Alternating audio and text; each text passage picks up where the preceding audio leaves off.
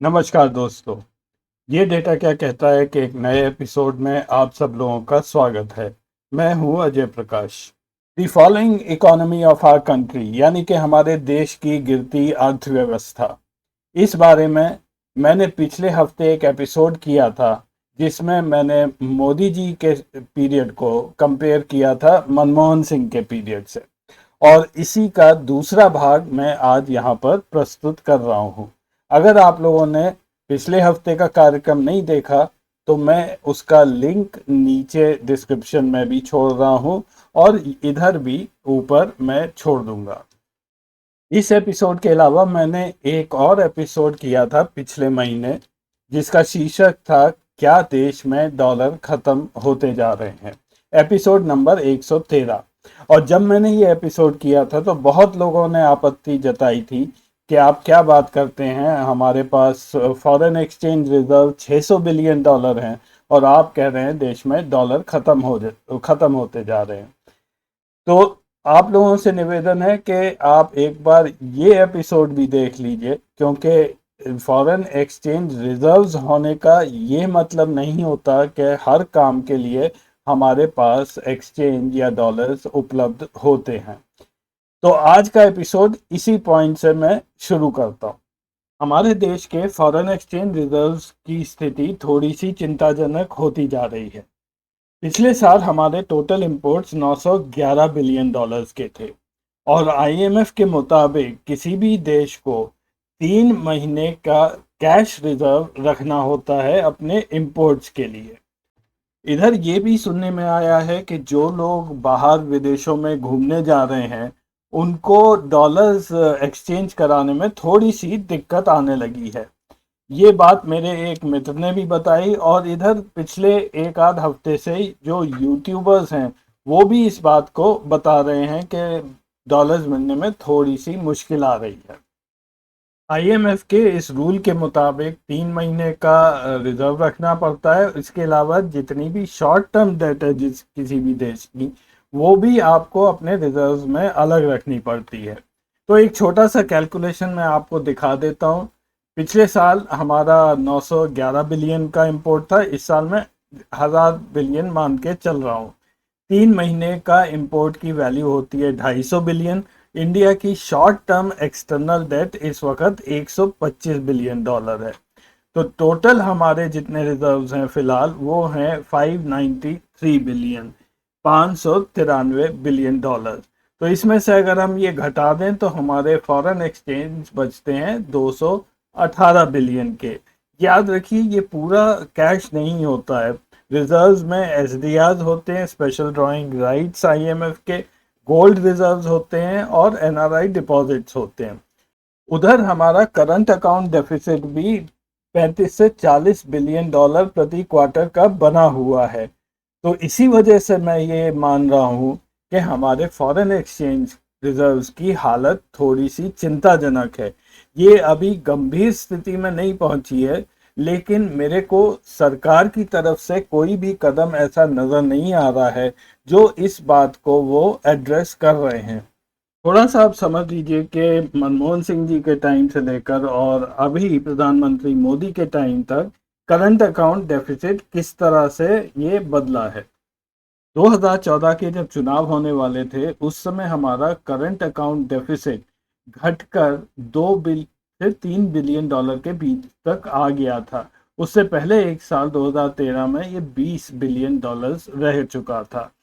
अब जरा ध्यान दीजिए कि मोदी जी के कार्यकाल में क्या हुआ था। 2014 के बाद ये डेफिसिट एक आम तौर पे जैसे फ्लक्चुएट करता है वो चलता गया। 2016 में डिमोनेटाइजेशन हुआ जिसको मैं डिमोनेटाइजेशन इफेक्ट कहता हूँ। उसके बाद डेफिसिट हमारा निरंतर बढ़ता ही गया, ये 20 बिलियन डॉलर भी क्रॉस कर गया। 2020-21 में कोरोना की वजह से ये पॉजिटिव हो गया क्योंकि हमारे इंपोर्ट्स उस साल कम हो गए थे। लेकिन 2021 के बाद ये लगातार तेजी से ये गिरता जा रहा है। इस पीरियड को मैं पॉलिसी पैरालिसिस, ये टर्म आपने पहले भी सुनी होगी, बीजेपी ये इस्तेमाल करती थी यूपीए 2 गवर्नमेंट के खिलाफ। लेकिन यूपीए 2 में मनमोहन सिंह जी की परफॉर्मेंस बहुत बेहतर थी। और मोदी जी अगर ये छोड़ के गए और ये सत्ता परिवर्तन हुआ, तो जो भी नया प्रधानमंत्री आएगा उसको इस डेफिसिट से निपटना पड़ेगा।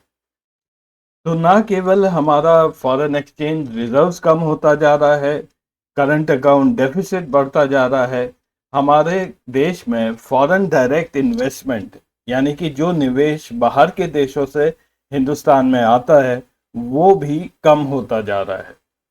यूपीए 2 के समय हमारे देश में फॉरेन निवेश लगभग 20 बिलियन डॉलर के आसपास औसतन रहता था। 2014 में जब मोदी जी आए उसके बाद भी ये बढ़ता गया, 2019 में ये 44 बिलियन डॉलर के आसपास पहुंच गया। लेकिन पिछले 1.5 साल के अंदर इसमें तेजी से गिरावट आ रही है, और ये गिरावट कम नहीं हो रही है। जो लेटेस्ट डेटा है इस क्वार्टर का, उसमें भी फॉरेन डायरेक्ट इन्वेस्टमेंट कम होता जा रहा है। 2022 का पहला क्वार्टर अप्रैल टू जून, उसमें एफडीआई हमारे देश में 16.6 बिलियन डॉलर आया था। और वही क्वार्टर इस वर्ष का यानी कि 2023 में घटकर 10.9 बिलियन डॉलर हो गया, यानी कि 34% की गिरावट आई है पहले क्वार्टर में। और जिन सेक्टर्स में सबसे ज्यादा एफडीआई की गिरावट आ रही है वो है कंप्यूटर्स 70%, टेलीकॉम 66%, ट्रेडिंग में 75% और ऑटो सेक्टर में लगभग 43%। अब ये ज्यादातर वो सेक्टर्स हैं जहां पे जब फॉरेन निवेश आता है तो हमारे यहाँ पे एम्प्लॉयमेंट जनरेट होती है। जैसे कंप्यूटर्स में नई कंपनियां खुलती हैं, नए स्टार्टअप्स खुलते हैं, उससे यहाँ पर नौकरियां बढ़ने लगती हैं। इसी तरह से ऑटोमोबाइल सेक्टर में भी जब नया निवेश होता है, नई फैक्ट्रीज लगती हैं, नए कार के मॉडल्स आते हैं और एम्प्लॉयमेंट बढ़ता है। न केवल देश में एफडीआई में कमी आई है, जो कंपनीज यहाँ पर फॉरेन कंपनी जिन्होंने निवेश कर रखा था उन्होंने भी अपना पैसा बाहर निकाल के ले जाने लगे हैं, डिसइन्वेस्टमेंट करना शुरू कर दिया है। इसके संकेत पहले क्वार्टर का डेटा अगर आप देखेंगे तो हमारा नेट एफडीआई लॉस लगभग 56% हुआ है, 7.1 बिलियन डॉलर्स का। और जो भारतीय कंपनी बाहर इन्वेस्ट करती थी उसमें तो भारी गिरावट आई है, लगभग 63% की गिरावट आ चुकी है। अब कौन से वो ऐसे देश हैं जहां से हमारे यहाँ पर इन्वेस्टमेंट में गिरावट आती जा रही है? अगर हम टॉप 3 देश देखें तो सबसे ज़्यादा एफडीआई हमारे यहाँ पे सिंगापुर के थ्रू आता है, लगभग 17 बिलियन डॉलर्स था ये पिछले साल। उसके बाद यूएस और मॉरिशस ये दूसरे और तीसरे स्थान पर हैं। मॉरिशस से एफडीआई में पिछले वर्ष थोड़ी सी गिरावट आई है, शायद इस वजह से कि वहाँ पे अडानी का एक्सपोजर चल रहा है। और सबसे ज़्यादा एफडीआई में कमी आपको हैरानी होगी वो यूएस से हुआ है। यूएस से एफडीआई 2021 में 13.8 बिलियन डॉलर था, जो 22-23 में घटकर केवल 6 बिलियन डॉलर हो गया है। तो 3 चीज़ों के बारे में मैंने आपसे जिक्र किया, declining foreign exchange reserves, current account deficit हमारा बढ़ता जा रहा है और फॉरेन डायरेक्ट इन्वेस्टमेंट कम होता जा रहा है। अब चौथी चीज़ की बात कर लेते हैं, हमारा ट्रेड डेफिसिट जो तेजी से बढ़ता जा रहा है। ट्रेड डेफिसिट यानी कि व्यापार में घाटा।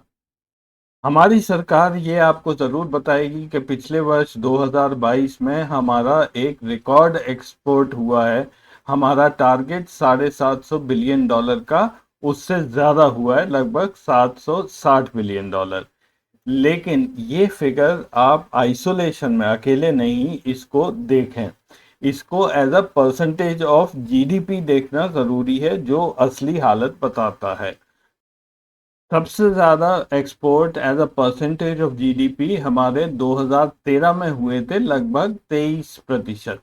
और इस वर्ष पिछले वर्ष ये 22.45% था। तो एक अगर एवरेज हम फिगर लें हमारे exports as a percentage of GDP, तो अटल बिहारी वाजपेयी के टाइम में ये 14.5% था, मनमोहन सिंह जी के टाइम में 22.17% था, और अभी तक मोदी जी के समय में ये 20.2% था। तो एक्सपोर्ट्स के मामले में भी मोदी जी के कार्यकाल में हमारे टोटल एक्सपोर्ट्स जीडीपी का एवरेज में 2% की गिरावट आई है। और एक्सपोर्ट्स की बात यहीं नहीं खत्म हो जाती है, इसकी असलियत तब पता चलती है जब आप ट्रेड डेफिसिट देखते हैं, यानी कि हमारे व्यापार में घाटा हो रहा है या मुनाफा हो रहा है। सबसे ज़्यादा ट्रेड डेफिसिट पिछले 10 वर्षों में 2011 में आया था, लगभग $200 बिलियन का। उस समय तेल की कीमतें एकदम से बढ़ गई थी। ये मनमोहन सिंह जी का UPA 2 का पीरियड था। उसके बाद ये डेफिसिट एकदम से कम हुआ और जब मोदी जी आए उस वक्त ये $60 बिलियन के आसपास था, जो कि जीडीपी का लगभग 3% था। ये डेफिसिट कम होता गया 2016 तक और उसके बाद से ये बढ़ता गया। ये देखिए, कोरोना से पहले ही हमारा डेफिसिट बढ़ने लगा था और पिछले 2-3 वर्षों में ये एकदम से बढ़ा है। ये पिछले वर्ष $151 बिलियन का डेफिसिट था, जो हमारी जीडीपी का 4.47% बनता है। तो ट्रेड डेफिसिट अगर हम देखें कि तीनों प्रधानमंत्रियों के कार्यकाल में कितना था, तो एवरेज सालाना ट्रेड डेफिसिट अटल बिहारी वाजपेयी के टाइम में ये $6 बिलियन था। मनमोहन सिंह जी के टाइम में ये $69.43 बिलियन था सालाना। और मोदी जी के टाइम में ये बढ़कर $72.59 बिलियन हो गया है। मैं अंत में आपको दो ग्राफ और दिखाऊंगा। सबसे पहले हम बात करेंगे हमारी जो उधार उधार पे उधार जो बढ़ता जा रहा है, और दूसरा पेट्रोल की कीमत अंतर्देशीय बाजार में एक बार फिर से बढ़ने लगी है। ये एक चिंता का विषय है। फिर से मैं यहाँ दिखा रहा हूँ भारत सरकार की टोटल इंटरनल और एक्सटर्नल डेट, यानी कि जो भारत के अंदर से पैसा उधार लिया है और जो भारत के बाहर से लिया है, उसका total as a percentage of GDP. तो मनमोहन सिंह जी के UPA 2 के दौरान ये लगभग 67% के आसपास रहा था। उसके बाद मोदी जी जब आए तो ये धीरे धीरे ये बढ़ने लगा। 2019 में कोरोना से पहले ये 75% डेथ हो गई थी हमारी as a percentage of GDP. उसके बाद ये बहुत ही तेजी से बढ़ा है। पिछले 3 साल में ये लगभग 90% अब हमारी जीडीपी का हो गया है। और ये एक गहरी चिंता का विषय है, क्योंकि ये जो पैसा उधार लिया है ये हमारे और आपको ही आने वाले सालों में ये वापस करना पड़ेगा। और अंत में आप तेल की कीमतें भी समझ लीजिए कि ये किस तरफ जा रही हैं, क्योंकि हमारे इंपोर्ट बिल का एक बड़ा हिस्सा पेट्रोलियम होता है। तो सस्ते तेल का दौर जो 2016 से लेकर 2020 तक था, जब पर बैरल कीमत $43 से लेकर $56 या $57 के आसपास थी, वो अब खत्म हो गया है। 2020 के बाद ये आप पीली लाइन पर गौर करिए, तेल की कीमतें निरंतर पिछले 3 साल से बढ़ती जा रही हैं और आज ही मैंने चेक किया है ये $95 के ऊपर पहुंच गई हैं। और इसी वजह से हमारा जो इंपोर्ट बिल है, इंपोर्ट बिल यहाँ नीली लाइन में है, ये भी अब धीरे धीरे बढ़कर $146 बिलियन हो गया है। तो इधर हमारी इकोनॉमी ने लड़खड़ाना शुरू कर दिया है और उधर चुनाव सर पर आ रहे हैं।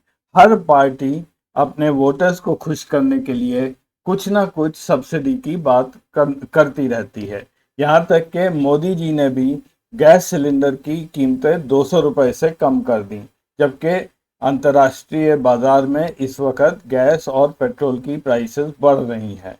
तो ये सब्सिडी बिल भी अब हमारा जो डेफिसिट है, फिस्कल डेफिसिट, उसमें जुड़ जाएगा। और स्टेट गवर्नमेंट्स का तो कुछ ज़्यादा ही बुरा हाल है। वहाँ पे भी सब्सिडियाँ बगैर सोचे समझे दी जा रही हैं। वो पैसा कहाँ से आएगा वो अभी किसी को मालूम नहीं है। स्टेट गवर्नमेंट्स का भी फिस्कल डेफिसिट बढ़ेगा। तो आने वाले साल यानी कि 2024 में कोई अच्छा संदेश नहीं है जहां तक इकोनॉमी का सवाल है। तो आज के प्रोग्राम में बस इतना ही। अगले हफ्ते फिर मिलेंगे कुछ नया डेटा लेकर। तब तक के लिए नमस्कार।